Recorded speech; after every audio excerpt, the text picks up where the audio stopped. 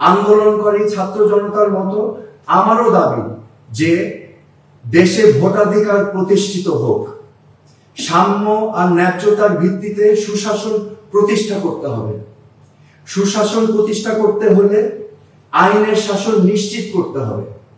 বিচার ব্যবস্থা, জনপ্রশাসন এবং পুলিশ বাহিনীকে রাজনীতির প্রভাব মুক্ত রাখতে হবে।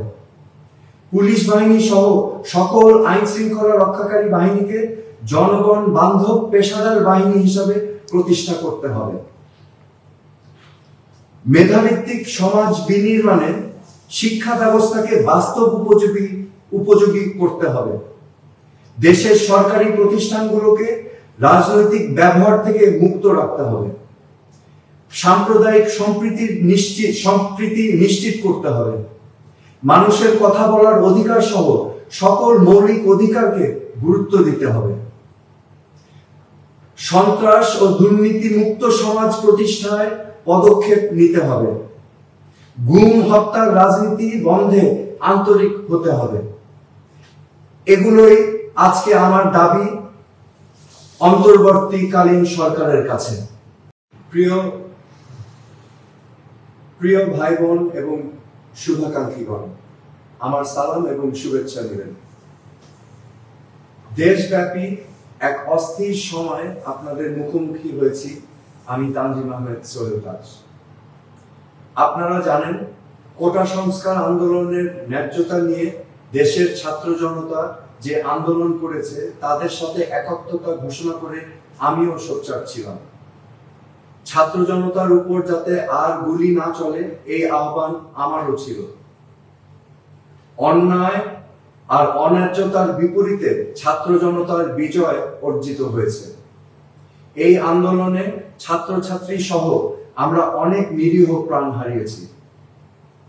এখনো অনেক মানুষ চিকিৎসাধীন আছেন। কিন্তু বিজয় পরবর্তী দেশ জুড়ে নানান প্রতিহিংসামূলক কর্মকাণ্ড এবং সুযোগ সন্ধানীদের তাণ্ডব দেখে লাখো কোটি মানুষের মতো আমিও ব্যথিত। এই হত্যাযজ্ঞ আর ধ্বংসাত্মক কার্যকলাপের জন্যই কি ছাত্র জনতা রাজপথে নেমেছিল? দেশের সম্পদ, ঐতিহ্য ধ্বংস করে আমরা নতুন প্রজন্মকে কি বার্তা দিচ্ছি?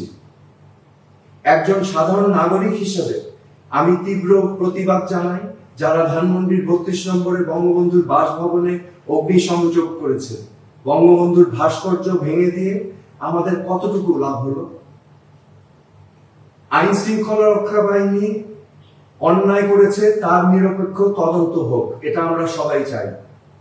কিন্তু সবাইকে কেন আমরা প্রতিহিংসার মুখোমুখি দাঁড় করাচ্ছি?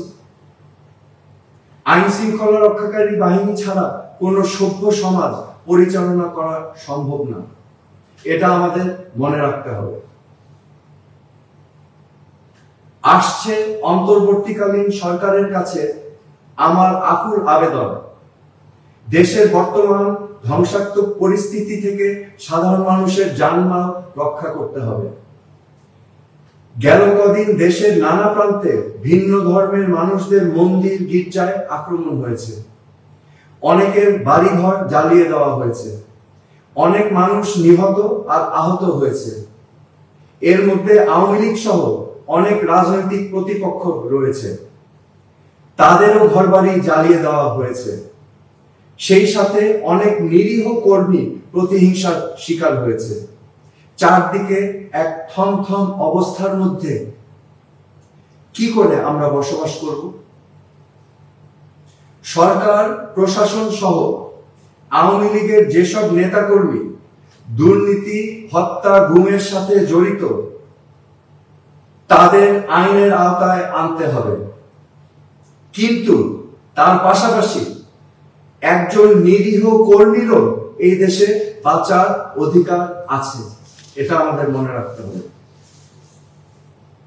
যে সংস্কারের জন্য আন্দোলন হয়েছিল তার দিকে নজর দিতে হবে। আমাদের মত ভিন্নতা থাকবে, ভিন্ন মতকে কথা বলার সুযোগ দিতে হবে। এই অরাজকতা বন্ধে আমাদের সবাইকে এগিয়ে আসতে হবে। এভাবে চলতে থাকলে বাংলাদেশ পথ হারিয়ে ফেলবে। সম্মিলিতভাবে ছাত্র, জনতা, পেশাজীবী এবং সকল স্তরের মানুষকে নিয়ে আমরা যদি এই সংকট মোকাবেলা না করি, তাহলে বাংলাদেশ এক গভীর সমস্যার সম্মুখীন হবে। যে ক্ষতি হয়েছে তা কোনোদিন পূরণ করা সম্ভব নয়, কিন্তু এখনই সকল প্রতিহিংসার অবসান ঘটাতে হবে। আর যেন আমরা ক্ষতিগ্রস্ত না হই। কোটা সংস্কার আন্দোলনে একটি বার্তা স্পষ্ট যে বাংলাদেশের কোন শাসকই ইচ্ছা খুশি মতো দেশ চালাতে পারবে না। দেশে সুশাসন প্রতিষ্ঠিত না হলে আবারও দেশের তারুণ্য গর্জে উঠবে। নতুন বাংলাদেশ দেশের বিনির্মাণে আমরা তারুণ্যের এই দৃপ্ত প্রত্যয় যাতে মনে রাখি। কোন শাসকের অন্যায় মেনে নিবে না বাংলাদেশের ছাত্র জনতা সহ সকল নাগরিক। সকল হানাহানি বন্ধ করে আসুন সম্মিলিতভাবে দেশকে নতুন করে গড়ি। বাংলাদেশ আমাদের সবাই। আপনারা সবাই ভালো থাকুন, সুস্থ থাকুন। ধন্যবাদ। খোদা হাফেজ।